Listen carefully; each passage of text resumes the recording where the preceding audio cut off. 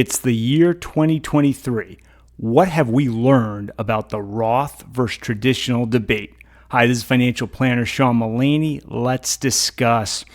So Roth retirement accounts, traditional retirement accounts, they both have merit. They can both help us save for our future and for our retirement.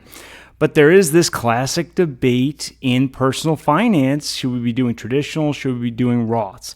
I've got a few insights that I've gleaned over the last year or so. The first one is this. The problem of taxation in retirement, particularly the problem of taxation of traditional retirement accounts in retirement, has been vastly overstated. I see this time and time again. Financial influencers, content creators, they're all saying, hey, you got to do Roth, avoid traditional, taxes are going to be huge in retirement. But here's the thing, they rarely have mathematical proof to back themselves up. And I've now put pen to paper on a couple of blog posts I'll link to in the description. I've done a couple of videos on this now. The thing is, look, is there some risk of high taxation in retirement because of traditional retirement accounts? Yes. But is that risk very high for most Americans? The answer is no. If you put pen to paper, it turns out the effective tax rate most Americans will suffer in retirement is actually lower than the rate that most Americans will suffer during their working years in terms of the last dollars into a 401k. Typically that's 22%, 24%, 32%, depends on the person. And then in retirement, you get to run up those brackets. So that's the first thing that I think we need to take away is that the problem of taxation of traditional retirement accounts in retirement has been vastly overstated. The second thing to think about is that the needle keeps moving closer and closer to favoring traditional retirement accounts over Roth retirement accounts. This was the subject of my video last weekend. It turns out that Congress keeps, nitpicking with the retirement account rules, and they keep favoring traditional retirement accounts. They delay the time to take RMDs. They cut taxes on retirees, on the margins over and over again. Changes in D.C. tend to favor retirees. They keep cutting taxes for retirees, not raising them. And so that on the margins says, hey, you know what? You probably ought to contribute to those traditional retirement accounts. Another factor to think about when we're thinking about traditional versus Roth is, are Roth conversions going to go away? There was some thought back in 2021 that maybe Congress would crack down on taxable Roth conversions. I don't think that's going to happen for two main reasons. First, Congress is addicted to the revenue created by Roth conversions. They score tax bills in a 10-year window, and if they were to just eliminate Roth conversions that are taxable overnight, that would have a terrible revenue effect in the 10-year window. Maybe not long-term, but in the 10-year window, you'd get rid of the taxable income created by those Roth conversions, and all of a sudden, things would not look so good. So I think Congress is addicted to that revenue, so I don't see them getting rid of most, taxable retirement or Roth conversions. The second one's a big one. Just look at the recent experience. They sort of tried to do it, and the attempt was real lame, and it sort of shows you what it would look like even if they did it. They said, well, in 10 years, we're going to get rid of taxable Roth conversions, but then only if your income exceeds $400,000. Here's the thing. If you're retired, if you hung them up at work, you're no longer getting that W-2 or self-employment income, it's real hard to report $400,000 or more of taxable income. So even if they do this proposal, I tend to doubt it will have any significant effect. Another thing to think about is sort of a special topic. I call it special years or transitional years. Say the year you graduate from college and you start a job and you only work 3 or 4 months that year. Or say you decide I'm going to do a sabbatical or a mini retirement and I'm going to leave my job in January or February and I'll come back a year later. Well, that January or February might be a great time to do a Roth 401k contribution, not a traditional 401k contribution. Those special years, those transition years, those tend to be good times to do Roth 401k contributions instead of traditionals. You got to do your own analysis, of course, but that's sort of my initial thought there.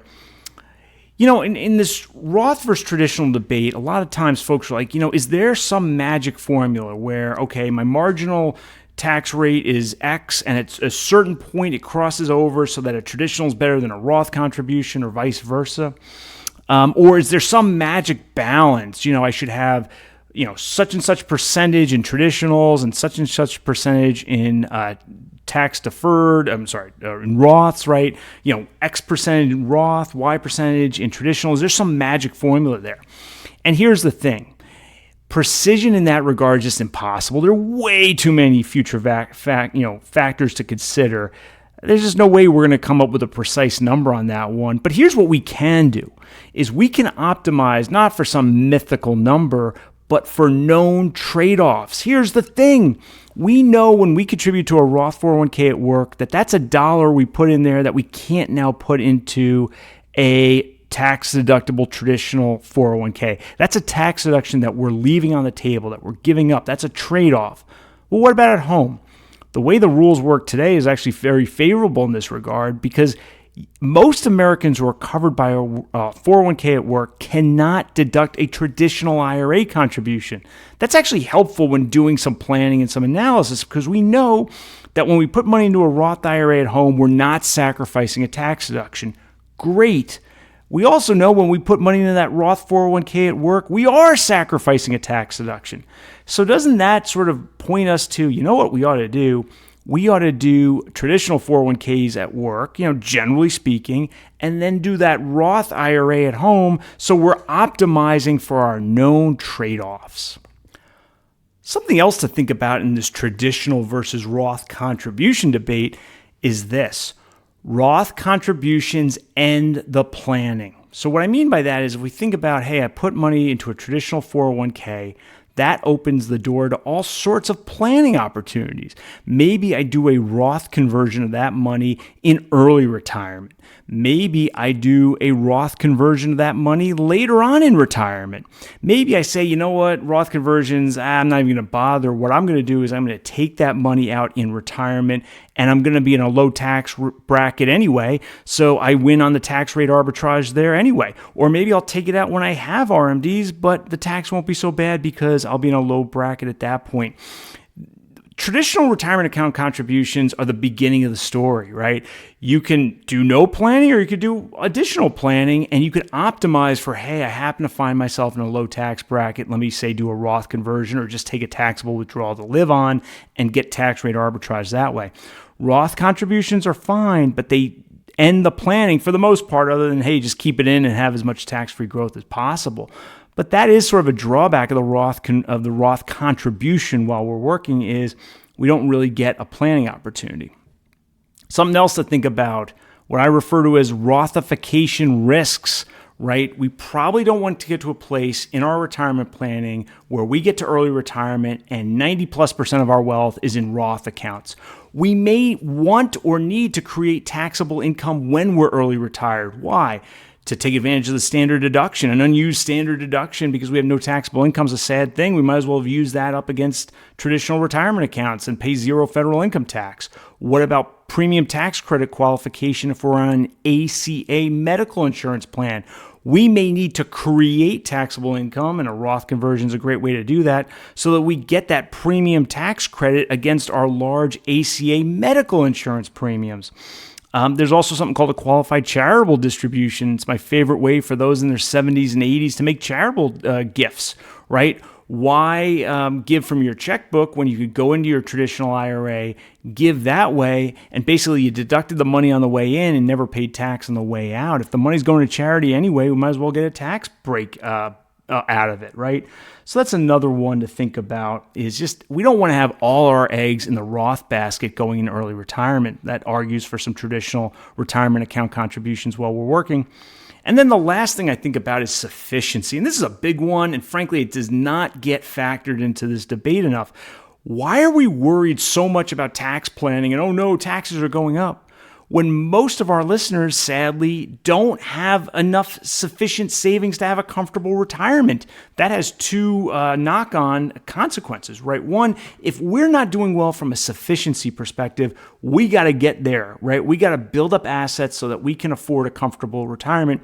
And the cheapest way to do that, because of the tax deduction, is those traditional 401k contributions that we deduct at work. It makes it it's the easiest way from a tax perspective to build up sufficient wealth for our retirement.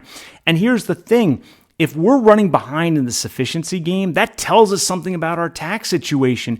It tells us that most likely in our retirement, we're going to be at a low tax rate because we just don't have that much in the way of assets. So the tax hit isn't going to be that much. So that too argues for traditional retirement account contributions. So look, my bias tends to be, while we're working, because that's probably going to be our highest tax years, to take advantage of the traditional 401k at work, then maybe on the side at home do the Roth IRA. What do you think? Let me know in the comments. This is a great debate in personal finance. Hope you enjoyed this video. If you did, please mash that like button and subscribe to my channel. I'll see you next time.